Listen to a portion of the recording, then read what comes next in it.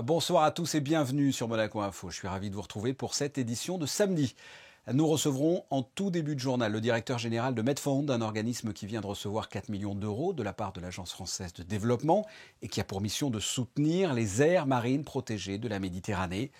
Nous vous avons demandé à quoi ressemblent vos week-ends en ce moment alors que la crise sanitaire impose de plus en plus de restrictions. Elle est en principauté, elle vient de recevoir Didier Deschamps en invité dans son émission en direct sur RTL, le journal inattendu. Ophélie Meunier sera notre invitée, restez avec nous. Et enfin, votre chronique littéraire, Béatrice Novaretti, nous présentera le roman Apeirogon de Colum McCann, le destin de deux personnes nées pour se haïr et qui finalement se battent pour la paix. Nous recevons notre premier invité pour débuter, Romain Renoux, le directeur général de The Medfund. Bonsoir. Bonsoir.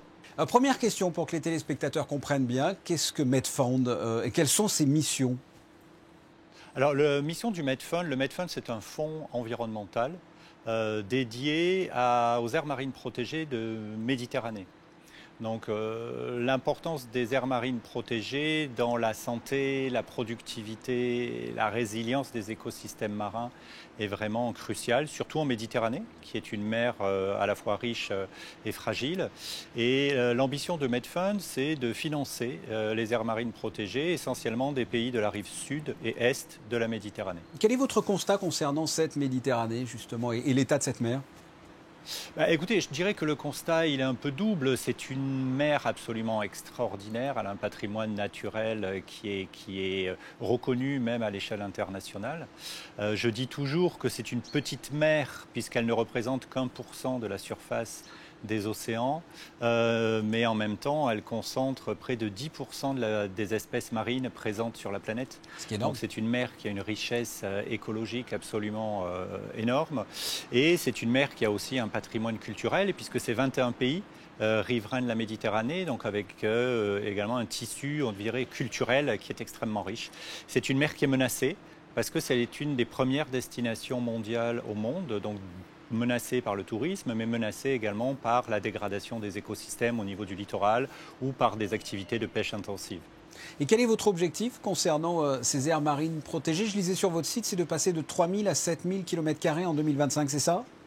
Oui, voilà, c'est exactement ça. Alors le fonds, nous, ce que l'on fait, c'est qu'on finance des organisations qui sont localement implantées dans les pays partenaires.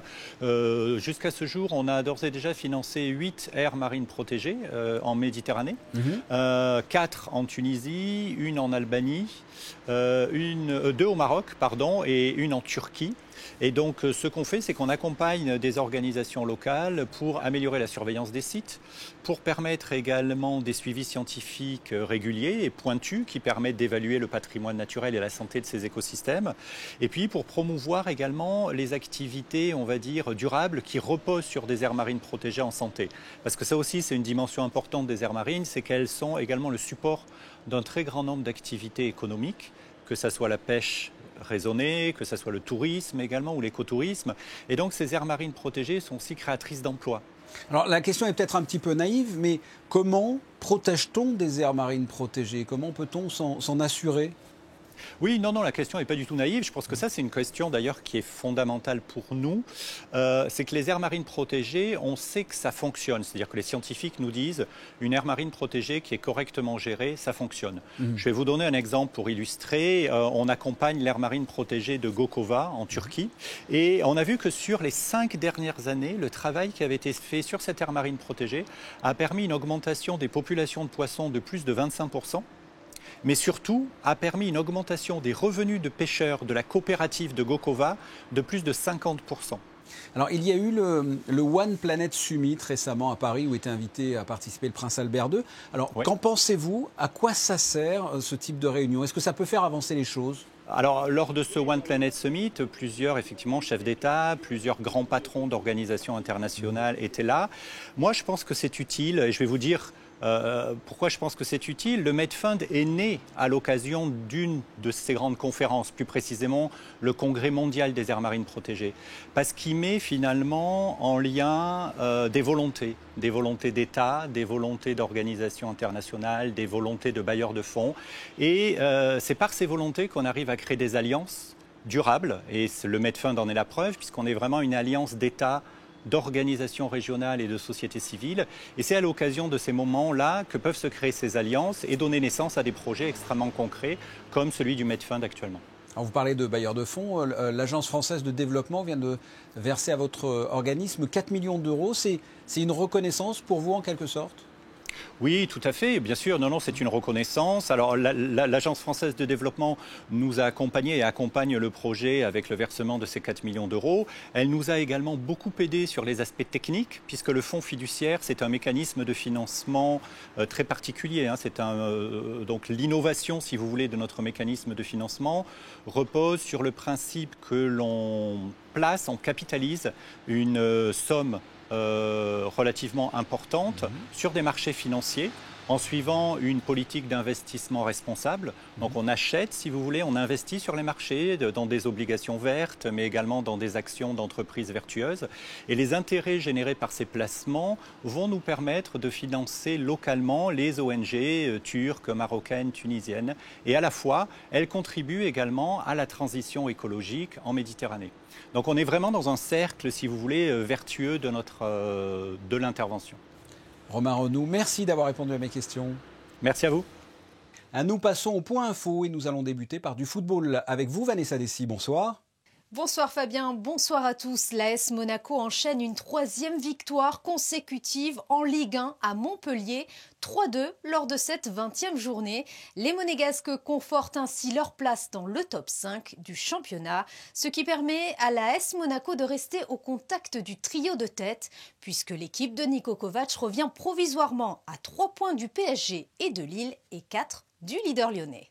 Restons avec l'AS Monaco, le prince Albert II s'est rendu au centre d'entraînement de la Turbie. Oui, vous le savez Fabien, le souverain est le premier supporter de l'AS Monaco. Il est allé à la rencontre des joueurs et du personnel encadrant afin de souhaiter ses meilleurs vœux à l'ensemble de l'équipe. Le prince Albert II en a également profité pour échanger quelques mots avec l'entraîneur Niko Kovac. Sport toujours, mais du basket cette fois-ci. Le joueur de l'AS Monaco Basket, Mathias Le Sort, est à nouveau dans le Team France Basket pour la fenêtre internationale de février. Les Bleus sont désormais sélectionnés pour les 2 derniers matchs de qualification de l'Eurobasket 2022. Vincent Collet, l'entraîneur de l'équipe de France, a donc convoqué 12 joueurs qui s'envoleront pour le Monténégro dès le lundi 15 février. La compétition se poursuit du côté des professionnels. En revanche, les salles de sport sont fermées pour les amateurs. Le couvre-feu est à 18h en France, à 19h à Monaco. Nous nous sommes donc demandé à quoi ressemblaient vos week-ends. Et bien voici tout simplement la réponse. Moi, le matin, je sors en général s'il fait beau, même s'il fait moins beau. Voilà, je me balade, je cours.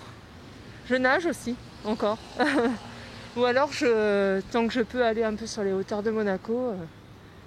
Voilà, promenade. J'en profite pour faire le ménage chez moi, profiter de mon appartement et de voir mes parents. Je continue à les voir puisque je travaille avec eux. Et puis c'est à peu près tout. On joue, on s'amuse comme on peut, on fait un peu de jardinage, un peu de choses. Et vous ? Des travaux à la maison. Nous allons partir quand même au ski avec le petit parce que les cours pour les piou-piou sont maintenus. Beaucoup de raquettes. J'ai découvert ça, c'est génial. C'est quelque chose de nouveau, on découvre tout. La montagne, l'air frais, sans le virus. Non, c'est vraiment très bien.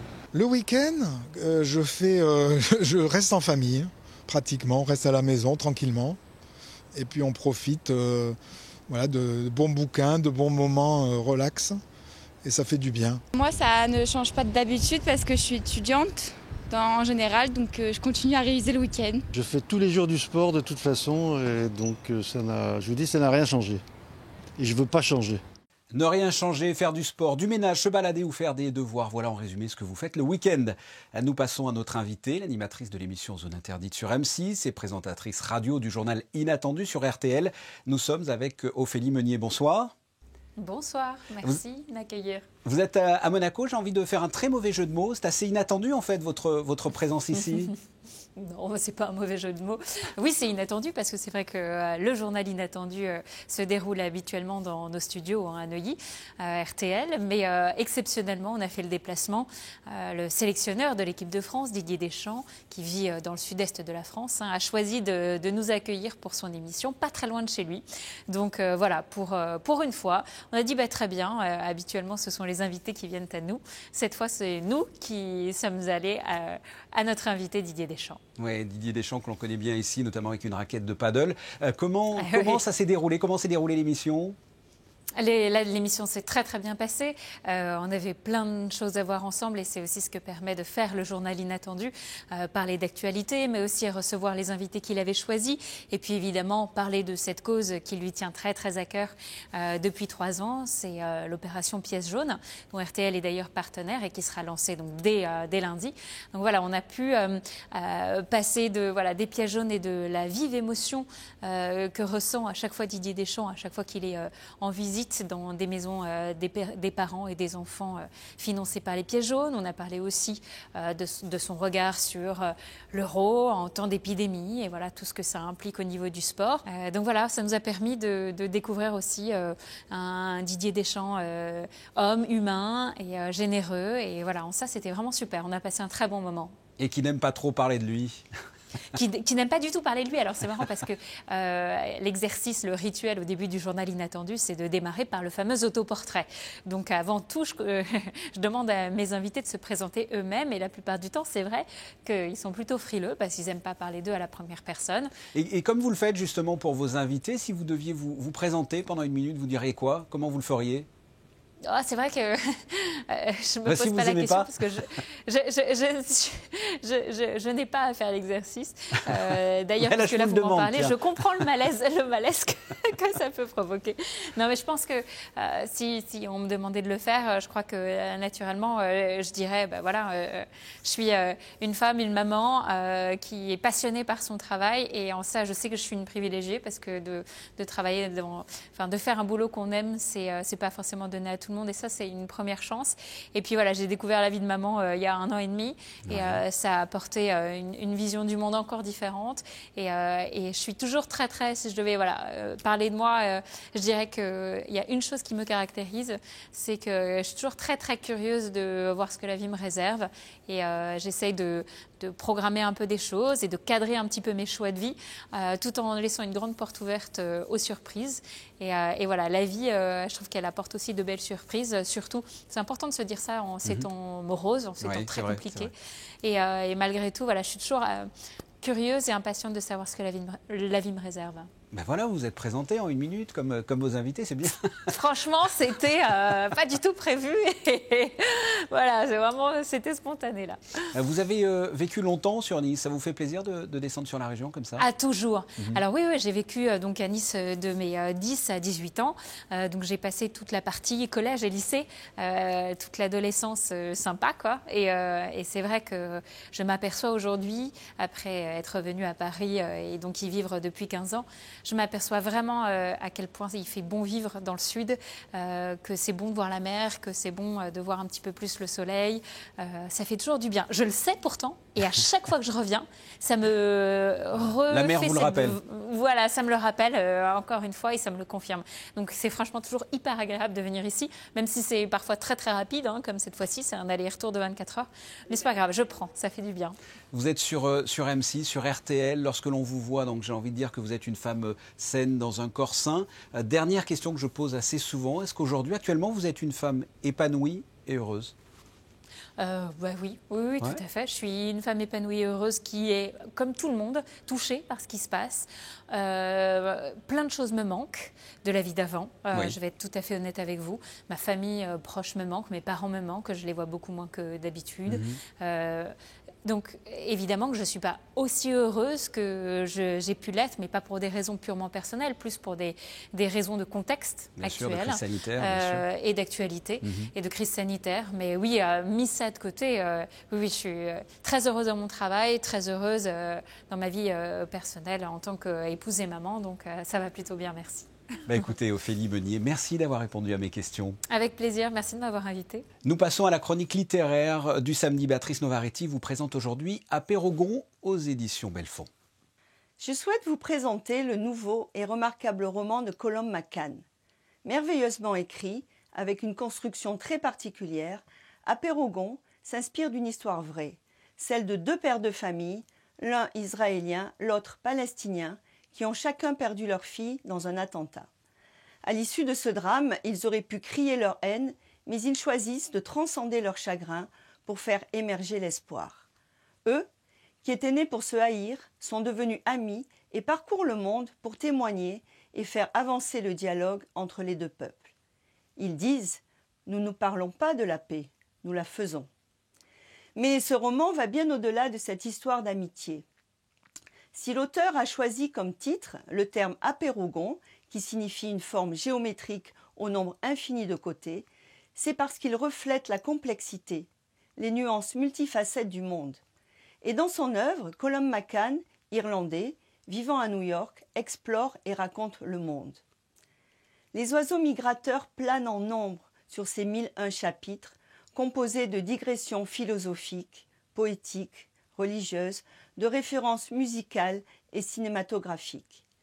Je vous invite à vous laisser porter par ce roman riche, émouvant, bouleversant, foisonnant, puissant, qui vous accompagnera bien longtemps après l'avoir refermé. Si Béatrice Novaretti vous a convaincu, foncez, vous procurez Apeirogon aux éditions Belfond. Nous vous retrouvons, Vanessa Dessy, pour un dernier point sur l'actualité et une nouvelle étape dans le grand projet domanial Testimonio 2. Effectivement, la mise en place d'une nouvelle base de vie nécessaire au bon déroulement du projet impose que de nouveaux allomates soient acheminés sur ce chantier afin de ne pas perturber la circulation et paralyser les différentes voies. Le transport de ces unités ne peut se faire en journée. Cela entraîne donc des risques de perturbations sonores pour les riverains entre 19h et 1h du matin jusqu'à la fin du mois. La mise à disposition progressive des vaccins se poursuit en principauté en privilégiant les populations à risque. Oui, vous le savez, la vaccination a commencé début janvier avec les personnes âgées vivant en collectivité et les plus de 75 ans. Dès la semaine prochaine, ce sera au tour de la population entre 65 et 74 ans, puis les personnes présentant une pathologie particulière et les professionnels de santé. La campagne se déroulera ainsi en plusieurs phases. Rappelons que cette vaccination est gratuite et sur base du volontariat. Tous les renseignements sont disponibles sur le site internet du gouvernement princier covid19.mc. Vanessa, a-t-on une chance de voir le soleil ce dimanche ? Oui Fabien, le soleil sera bien de retour en principauté, même si quelques nuages insignifiants pourraient apparaître en milieu de journée, à prévoir un vent de nord puis de sud-ouest pouvant atteindre 25 km/h. Les températures oscilleront de 5 à 11 degrés, le soleil se lèvera à 7h59 et se couchera à 17h21 et nous fêterons les Roselines. Merci Vanessa, on se quitte avec les photos du jour, le tournage de l'émission d'Ophélie Meunier sur RTL qui s'est déroulé à l'hôtel Méridien avec comme invité Didier Deschamps. On se retrouve demain, dimanche, pour le best-of de la semaine à partir de 20h, puisqu'à 19h, vous pourrez suivre votre magazine de société présenté par Yann-Anthony Noguès avec cette fois un jus de raisin fermenté en toile de fond avec le chef sommelier de l'hôtel Hermitage. Ce journal est terminé, merci de votre fidélité. À demain, en attendant, portez-vous bien.